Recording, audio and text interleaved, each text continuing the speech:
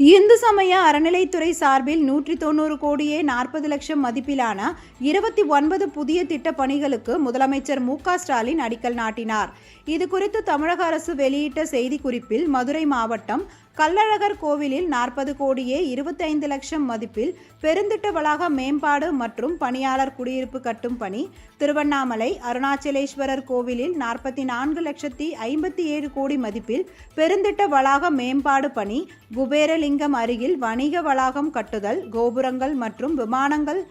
வண்ண விளக்குகளால் அலங்கரிப்பவை உள்ளிட்ட பணிகளுக்கும், அதேபோல் தண்டாரம்பட்டு, வானாபுரம், பிள்ளையார் மாரியம்மன் கோவில், திருவண்ணாமலை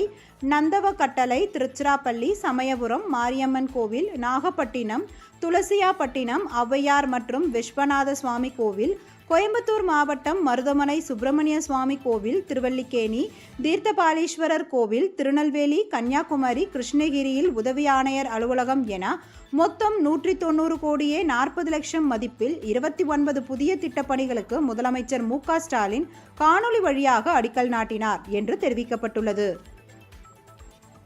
தமிழ்நாடு முதலமைச்சர் அவர்களுக்கு என் பணிவான வணக்கம். நான் திருவண்ணாமலை மாவட்ட ஆட்சியர் பாஸ்கர பாண்டியன் பேசுகின்றேன். திருவண்ணாமலை மாவட்டம் அருள்மிகு அருணாச்சலேஸ்வரர் கோயிலின் பெருந்திட்ட வளாக மேம்பாட்டு பணிகள்,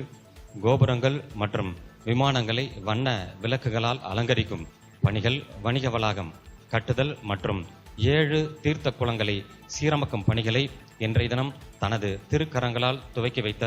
மாண்புமிகு தமிழ்நாடு முதலமைச்சர் அவர்களுக்கு மாவட்ட நிர்வாகத்தின் சார்பாகவும் மாவட்ட மக்களின் சார்பாகவும் அருகே இருந்து வருகின்ற பல்வேறு மாநிலங்களை சார்ந்த பக்தர்களின் சார்பாகவும் என் மனமார்ந்த பணிவான நன்றிகளை தெரிவித்துக் கொள்கின்றேன்.